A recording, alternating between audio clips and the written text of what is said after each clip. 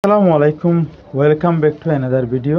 কেমন আছেন? আশা করছি সকলে ভালো আছেন। সুপ্রিয় দর্শক, আজকের ভিডিওটা খুবই গুরুত্বপূর্ণ এবং যারা ফটোশপ ব্যবহারকারী রয়েছেন তাদের জন্য। যেমন ফটোশপে বিভিন্ন ধরনের প্রবলেম নিয়ে আমরা মোকাবেলা করি।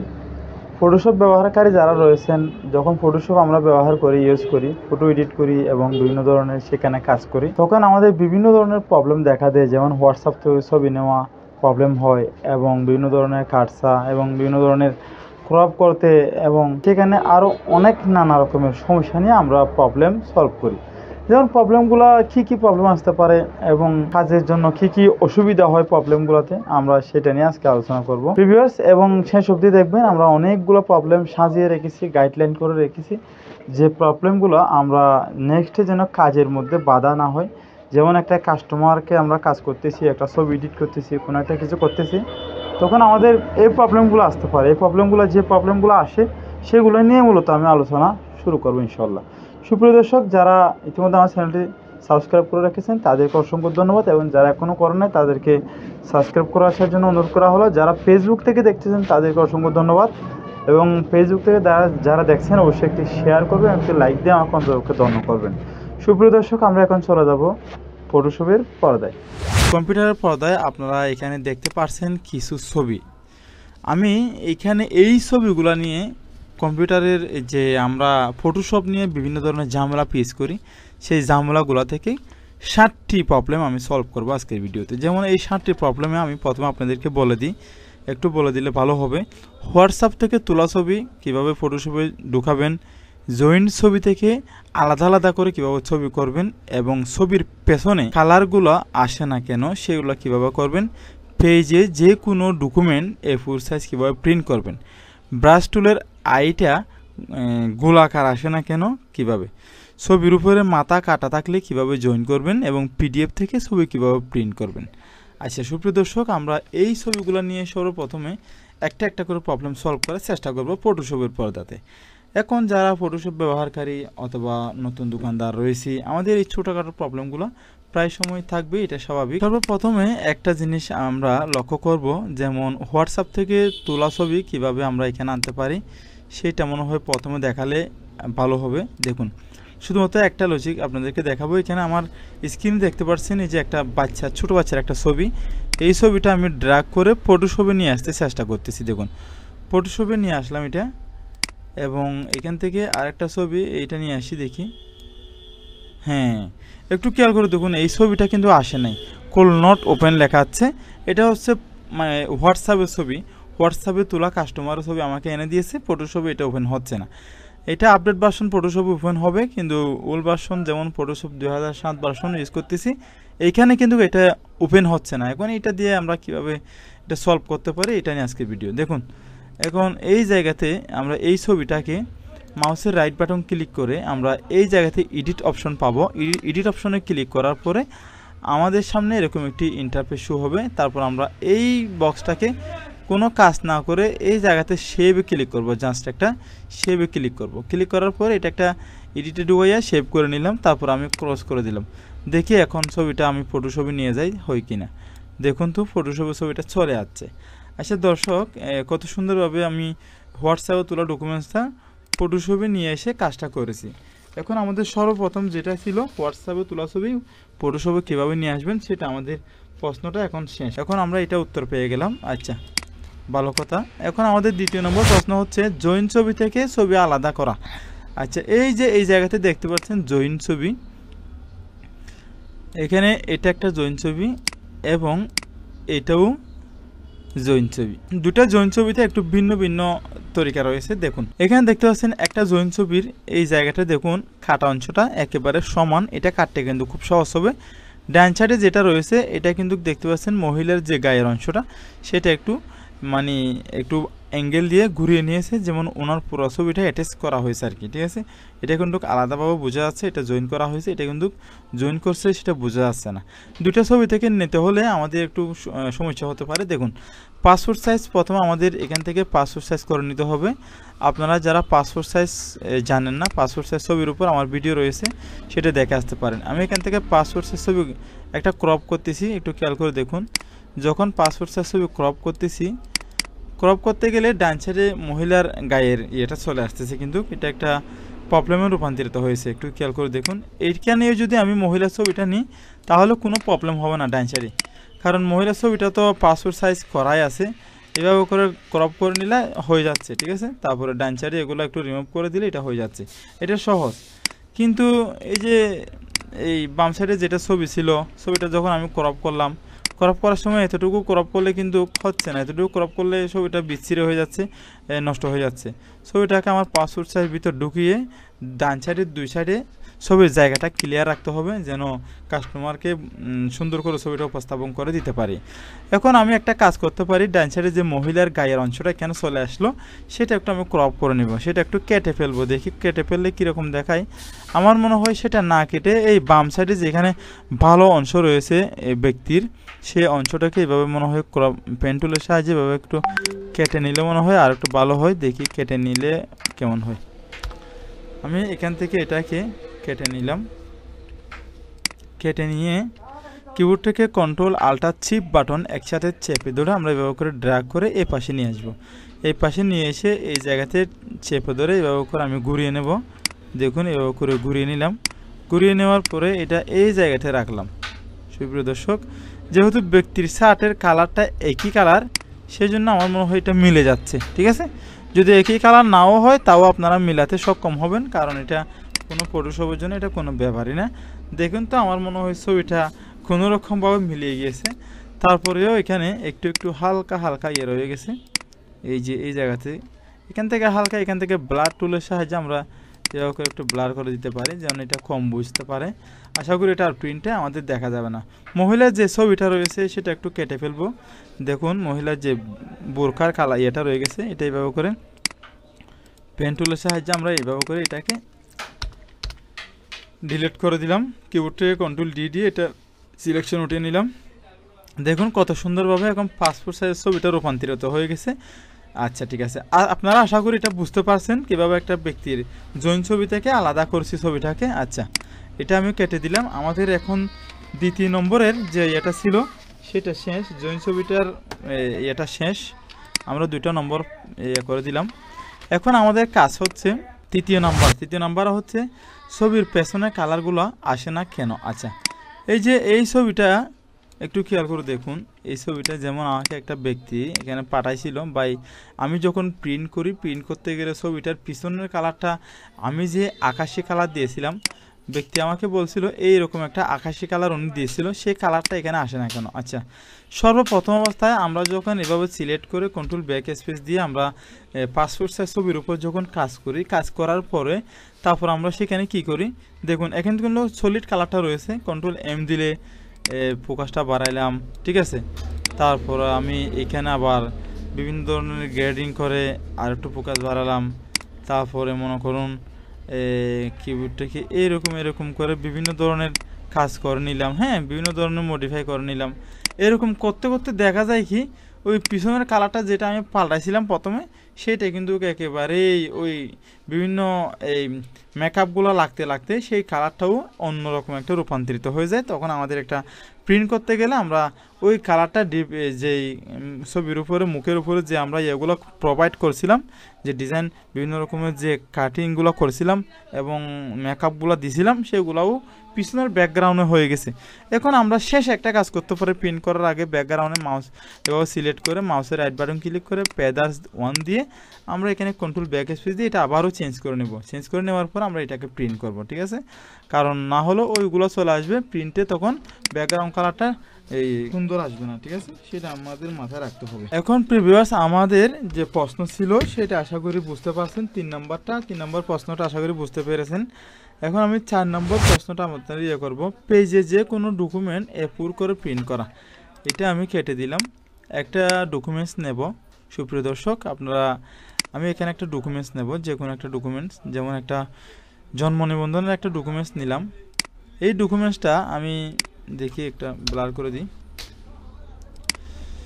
সুপ্রিয় দর্শক, এই ডকুমেন্টসটা আমি এ4 সাইজে প্রিন্ট করব, ঠিক আছে। কিভাবে এ4 সাইজে এটা প্রিন্ট করতে পারে সেটা আজকে ভিডিওতে আপনাদেরকে দেখাবো। প্রিভিয়াস এটাকে আমি প্রথমে ক্রপ করে নিব। এটাই কিন্তু একটা হোয়াটসঅ্যাপের ডকুমেন্ট ছিল, এটা ক্রপ করে ফুল সাইজে ক্রপ করে আমি এটাকে কীভাবে প্রিন্ট করতে পারি সেটা দেখবো আজকে।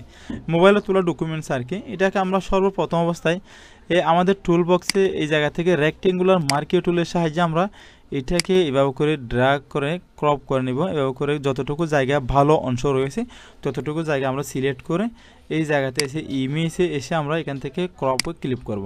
দেখুন এটা আমাদের যতটুকু জায়গা ভালো পরিমাণ রয়েছে ততটুকু জায়গা আমরা ক্রপ করে নিলাম। ক্রপ করে নেওয়ার পরে ভিউয়ার্স এখন এখানে আমরা কিবোর্ডটাকে কন্ট্রোল আল্ট শিফট বাটন একসাথে চেপে ধরে এল বাটনে প্রেস করে দেব। ঠিক আছে, কন্ট্রোল আল্ট শিফট বাটন চেপে ধরে এল বাটনে প্রেস করে দিলাম। দেখুন এটা মোটামুটি একটা কালার হয়েছে। তারপর কিবোর্ডে কন্ট্রোল এল বাটনে প্রেস করে আমরা চাইলে এটাকে আর একটু কালো করতে পারি। ঠিক আছে, একদম একটু লাইটিংও আমরা করতে পারি। ঠিক আছে সুপ্রিয় দর্শক, এখন এটাকে আমরা চাইলে আর একটু কালার দেখি। কন্ট্রোল এল বাটন প্রেস করে এখান থেকে আইডোবার টুলের সাহায্যে আমরা এখানে প্রেস করে দিয়ে দেখি। দেখুন কীরকম হয় ছবিটা, কি সুন্দর কালারটা কীরকম ভাবে আসে। দেখুন এখন মনে হয় আর একটু পরিষ্কার হয়েছে, কালোটা একটু হালকা আর একটু কালো করে দিলাম। তারপর অপকে বাটনে আমরা প্রেস করে দিলাম। সুপ্রিয় দর্শক, মোটামুটি কোনো রকমের ছবিটা একটু হয়েছে। এটা কিন্তু একেবারে লো কোয়ালিটি ছবি, একটা একেবারেই লো কোয়ালিটি। যেমন এটা দেখতে খুবই বাজে ছিল, এখন মোটামুটি একটা সুন্দর হয়েছে। এখন আমাদের কাজ হচ্ছে এটাকে কিভাবে A4 সাইজে আমরা প্রিন্ট করব। দেখুন এই জায়গাতে এসে আমরা এখানে হালকা রেস্ট ডাউন করে এভাবে করে রাখবো। রাখার পরে কন্ট্রোল এন বাটনে প্রেস করে এখান থেকে A4 সাইজের একটা পেজ নিয়ে নেব। তারপর ওকে বাটনে প্রেস করব। প্রেস করে এই যে এখন যে বক্সটি আমি নিলাম সেটা হচ্ছে A4 সাইজের একটি বক্স। সেটা আপনারা কিবোর্ড থেকে কন্ট্রোল এন বাটন দিয়ে করতে পারেন এবং ফাইলে এসে এখান থেকে আপনারা ওইখানে নিয়তে গেলেও আপনারা A4 সাইজের পেজটি নিতে পারবেন। আচ্ছা, এখন আমি এখান থেকে মুভ টুলের সাহায্যে এটাকে ড্র্যাগ করে মাউসটা চিপে ধরে ড্র্যাগ করে এখানে নিয়ে আসলাম। দেখুন আসলে হোয়াটসঅ্যাপে তোলা, ইমোতে তোলা ছবিগুলো দেখুন A4 সাইজের পেজে যখন আমি ছবিটা নিয়ে আসলাম, কত ছোট একটা ছবি, এটাকে যখন আমরা জুম করে বড় করে A4 সাইজে সাজিয়ে দিব তখন প্রিন্টটা ঝাপসা আছে আছে। কাস্টমার বলে যে ভাই এটা এরকম হয়েছে কেন, আপনাকে দিছিলাম সুন্দর, আপনি আমাকে দিচ্ছেন খারাপ, এভাবে প্রিন্ট করলে কি হয়। আসলে অনেক কথা বলবে, এগুলো মাঝে মধ্যে সহ্য করে নিতে হয়। দেখুন আমি এটাকে এভাবে করে আল্ট বাটন চেপে ধরে কিবোর্ড থেকে আল্ট বাটন চেপে ধরে এই যে এক কোণা থেকে এবার ড্র্যাগ করে ধরে একটু চারপাশ বড় করে দেবো। ঠিক আছে, দেখুন আমি এটাকে একটু বড় করে নিলাম, মোটামুটি একটা প্রিন্টের যোগ্য করে নেবো আর কি। তারপর কিবোর্ডটাকে এন্টার বাটন প্রেস করে দিয়ে এই যে দেখুন এটা এখন A4 সাইজের পেজে আমি সাজিয়ে নিলাম। ঠিক আছে, এই ছবিটা কিন্তু আমি এই বাম সাইডে যে মেইন ছবিটা আছে এখান থেকেও যদি আমি জন্ম নিবন্ধনটা আমি প্রিন্ট করতাম তাহলে আমার মনে হয় এটা ছোটো আসতো, সুন্দর আসতো না। এখন A4 সাইজে আমি সাজিয়ে নিলাম। এখন আমি কিবোর্ড থেকে কন্ট্রোল পি বাটন দিয়ে প্রিন্ট করতে পারি, অথবা এখান থেকে ফাইলে এসে এখান থেকে প্রিন্টে এসে আমি প্রসেসে গিয়ে এখান থেকে আমার মেশিনটা সিলেক্ট করে দিয়ে আমি দেখুন আমি 130 থেকে প্রিন্ট করতেছি। প্রপার্টিসে গিয়ে আমি এখান থেকে এই যে এখানে প্লেন লাগবো, এখানে প্ল্যান লাগবো। কাস্টমার যদি বলে কালার প্রিন্ট করেন তাহলে কালার প্রিন্ট করবেন, যদি গ্রে স্কেল যেন ফটো স্টার্ট করলে হবে তাহলে গ্রে স্কেলে দিয়ে আপনি ফটো স্টার্ট করে দিবেন। আমি কালার প্রিন্ট দেবো, তারপর এখান থেকে ওকে বাটন প্রেস করবো। আশা করি আপনারা বুঝতে পারছেন প্রিন্ট কীভাবে দিতে হয়। A4 সাইজের পেজে একটি নষ্ট ডকুমেন্টকে, যেমন একটি হোয়াটসঅ্যাপ তোলা ডকুমেন্টসকে আমি সাজিয়ে A4 সাইজে প্রিন্ট করে আপনাদেরকে দেখালাম। সুপ্রিয় দর্শক, এখন আমার কাজ মোটামুটি শেষের দিকে। যেমন A4 সাইজের পেজে প্রিন্ট করা সেটাও শেষ করে দিলাম। এখন আমি এখান থেকে এটা কেটে দেব। 5 নম্বর ব্রাশ টুলের আইগুলো আসলে এটা আপনারা বুঝলেন নাই মনে হয় এখনও। ব্রাশ টুলের আই বলতে আমি আপনাদেরকে একটু দেখাই। সুপ্রিয় দর্শক, যেমন এই ছবিটার মধ্যে যদি আমি কোনো ধরনের একটা টুল নিই, যেমন এটা ব্রাশ টুল, যে এটা হচ্ছে ব্রাশ টুল। ঠিক আছে, ব্রাশ টুলটা যখন আমি নিলাম, ব্রাশ টুলের এটা কিন্তু দেখাচ্ছে গোলবৃত্ত আকারে। এটা অনেক সময় লো থাকার কারণে, মনে করো ডাউন থাকার কারণে এটা কি হয়ে যায়, প্লাস আইকন হয়ে যায়। দেখুন এটা একটা এখন প্লাসের মতো ছোট্ট আইকন হয়ে গেছে। এটা আমি কোনো কিছু করলে ছোটো ছোটো ছোটো ছোটো এরকম দেখাচ্ছে। ঠিক আছে, তো এইটাকে বড় করার জন্য কি বাড়ান, যে জাস্ট একটু কন্ট্রোল বাটন চেপে ধরে, না ধরলে সমস্যা নেই, এভাবে করে থার্ড ব্র্যাকেট 5 ব্র্যাকেটটা এবার বাড়ালেই এমনিতেই হয়ে যাবে কিবোর্ড থেকে আর কি। তো তাছাড়া আপনারা আরেকটা কাজ করতে পারেন এটা করার জন্য, এইখান থেকে ব্রাশ টুলের যে অপাসিটি রয়েছে এখান থেকে যে বাড়ান কমান, এটা এইভাবে লো থাকে আর কি। ঠিক আছে, এভাবে লো থাকলে এটা প্লাস আইকনে হয়ে যায়। এই যদি এইভাবে করে আপনারা এখান থেকে একটু বাড়িয়ে নেন তাহলে এটা অনেক বড় হবে, ছোট হবে। ব্রাশগুলো এখান থেকে চয়েস করে নিতে পারবেন, বড় ছোট ব্রাশ আপনারা চয়েস করে নিতে পারবেন। বিভিন্ন কাজের ক্ষেত্রে এগুলো প্রয়োজন হয়ে থাকে। এটা হালকা বিষয়, এটা কোনো ব্যাপারই না। আপনারা যারা ফটোশপের কাজ জানেন মোটামুটি, তাহলে এটা কোনো ব্যাপার না। ফটোশপের ফটো সুন্দর করার উপরে কিন্তু আমার অনেক ভিডিও রয়েছে ইউটিউব চ্যানেলে, সেখান থেকে সেগুলো দেখে আসতে পারেন। ফটো কীভাবে ফটো সুন্দর করবেন, ফিল্টারিং করবেন, সেগুলো নিয়েও আমার ভিডিও রয়েছে, দেখে আসতে পারেন। এখন আপনার সুপ্রিয় দর্শক, এখানে যে ছবিটা রয়েছে একজন ব্যক্তির ছবি। আসলে এই ছবিটাকে আমরা হালকা করে কাজ করব। যেমন এই ছবিটা আমাকে একজন ব্যক্তি হোয়াটসঅ্যাপে আমাকে ছবিটা পাঠিয়ে দিয়েছে কাজ করার জন্য। আমি এখানে ক্রপ করব পাসপোর্ট সাইজে। প্রথম ছবিটাকে পাসপোর্ট সাইজে ক্রপ করে নিব, যেভাবে সুন্দর করে ক্রপ করতে পারি। উপর থেকে কিন্তু একটু জায়গা খালি রাখবো, যেমন ওনার যে মাথার অংশটা এই জায়গা থেকে একটু কাটা আছে হালকা, এই যে দেখুন এই জায়গা থেকে একটু কাটা আছে, রাউন্ড করে নিয়ে নিলে হবে। এটা যিনি এই ভিডিওটা আমাকে বানাতে দিয়েছেন, যিনি এই প্রশ্নটা করেছিলেন, তার জন্য এটা অনেক উপকারী একটা ভিডিও হবে। এখান থেকে পাসপোর্ট সাইজে ক্রপ করে নিলাম। পাসপোর্ট সাইজে ক্রপ করে নেওয়ার পরে আমি এখান থেকে পেন টুলের সাহায্যে, এই যে পেন টুল নিয়ে আমি ওনার যে মাথাটা রয়েছে সেটা একটু কাজ করব। এখান থেকে এই যে দেখুন এইভাবে করে আমরা কাজ করে নিতে পারি। দেখুন কত সুন্দরভাবে কাজটা হয়ে যাচ্ছে, এবং আমার মনে হয় আশা করি বুঝতে পেরেছেন যে ওনার যে মাথাটা কাটা রয়েছে হালকা, সেই মাথা কাটা অংশটাও ভরে আসবে। এভাবে করে ড্রাইভ করে নিয়ে এই যে সুপ্রিয় দর্শক দেখুন ওনার যে মাথাটা কাটা ছিল সেটাও চলে গিয়েছে, এবং মাথাটাকে আরও সুন্দর করার জন্য আমরা চাইলে এখান থেকে ওনার যে ডান সাইডে বাম সাইডের চুলগুলো রয়েছে সেগুলো ক্লিয়ার করে দেবো। প্রিয় দর্শক, এখন আমি এইখান থেকে এটা এভাবে করে ড্র্যাগ করে নিলাম। ড্র্যাগ করে নেওয়ার পর কন্ট্রোল এন্টার বাটন প্রেস করে কন্ট্রোল ব্যাক স্পেস দিয়ে এটা আরেকটু সুন্দর করে নিলাম। দেখুন ওনার মাথাটা এখন আগেছে অনেকটা সুন্দর হয়েছে। আপনি চাইলে আরও সুন্দর করতে পারবেন যদি সময় নিয়ে কাজ করেন। কাস্টমার যেরকম চাই সেরকমই করা যাবে। এখান থেকে এইভাবে যদি ছবির মাথাটা কাটা থাকে, ঠিক আছে, এইভাবে যদি মাথা কাটা থাকলে তাহলে সেটাও করা যায়।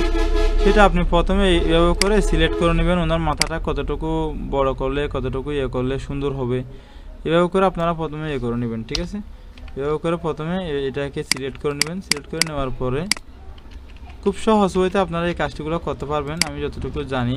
যে এভাবে করে ওনার মাথাটা সিলেক্ট করে নিয়ে তারপরে এই নিচে যে ওনার ভালো অংশগুলো রয়েছে এখানে একটু খেয়াল করে দেখুন, এদিকে যে অংশগুলো রয়েছে এভাবে করে আমরা এভাবে করে ওনার মাথাটাকে কিছু অংশ আমরা এভাবে করে দিয়ে দেবো। এভাবে করে দেওয়ার পরেও এগুলো হচ্ছে শর্টকাট বুদ্ধি। দেখুন আমি কিছু ওনার ভালো অংশ উপরে দিয়ে দিলাম, যেখানে কাটা ছিল সেখানে দিয়ে দিলাম। তারপর আমরা এভাবে করে রাউন্ড দিয়ে এই ফটোশপের যে পেন টুলের সাহায্যে আমরা এভাবে করে রাউন্ড দিয়ে ওনার মাথাটাকে সুন্দর করতে পারি। দেখুন আমি যেভাবে যতটুকু দরকার ততটুকু নিয়ে নেব। জি, ওনার যে আপনারা মনে করছেন প্রথমে মনে হয় গাবড়িয়ে গিয়েছিলেন, কারণ উপরে যে এটা কীরকম আবার মাথাটা কেটে নিয়ে উপরে নিয়ে গেছেন।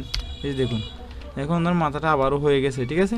এভাবে করে পুরো কাঁথাটা খুলেও কোনো সমস্যা নেই, শুধু আপনারা নিচে ভালো অংশগুলা এই রেক্টেঙ্গুলার মার্কিং টুলের সাহায্যে এভাবে করে রেক্টেঙ্গুলার মার্কিং টুলের সাহায্যে এভাবে করে বানিয়ে দিবেন। বানিয়ে দেওয়ার পরে এটাকে আপনারা পরবর্তীতে কী করবেন, ওই যে পেন টুলের সাহায্যে ড্র্যাগ করে সুন্দর করে রাউন্ড করে মাথাটাকে বানিয়ে দিতে পারবেন। এটা খুব সহজ একটা ওয়ে। আশা করি আপনারা বুঝতে পেরেছেন সুপ্রিয় দর্শক।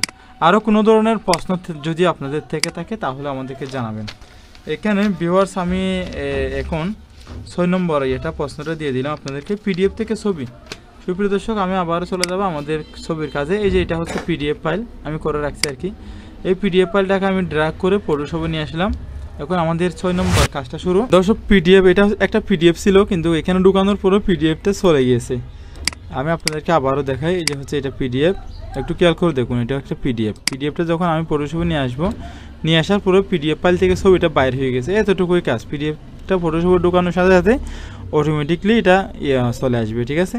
অনেক সময় কিছু অপশন চাইতে পারে, রেজুলেশন 300 দিবেন নাকি 72 দিবেন 72 দিবেন, সেরকম একটা অপশন আসতে পারে। সেরকম যদি আসে তাহলে রেজুলেশন 300 দিয়ে আপনারা ঢুকাবেন, ঠিক আছে। আশা করি বুঝতে পেরেছেন। পিডিএফ থেকে যে কোনো পিডিএফ ফটোশপে এডিট করা যায়, কিন্তু সেটা জেপিজি আকারে ঢুকবে, ঠিক আছে। আশা করি আপনারা আমাদের থেকে 7 নম্বর প্রশ্নটি আপনারা উত্তরটি পেয়ে গেছেন। আরও কোনো ধরনের প্রবলেম যদি আপনাদের থেকে থাকে তাহলে আমাদেরকে জানাতে পারেন, আমরা ইনশাল্লাহ নেক্সট ভিডিওতে সেটা তৈরি করব। এই ভিডিও কমেন্ট বক্সে আমাদেরকে জানাবেন। পরিশেষে আমাদের ছোট্ট চ্যানেলটি সাবস্ক্রাইব করবেন। যারা ফেসবুক আইডি থেকে দেখছেন তাদেরকে অসংখ্য ধন্যবাদ। একটি শেয়ার এবং লাইক করার জন্য আপনাদেরকে অনুরোধ করা হলো।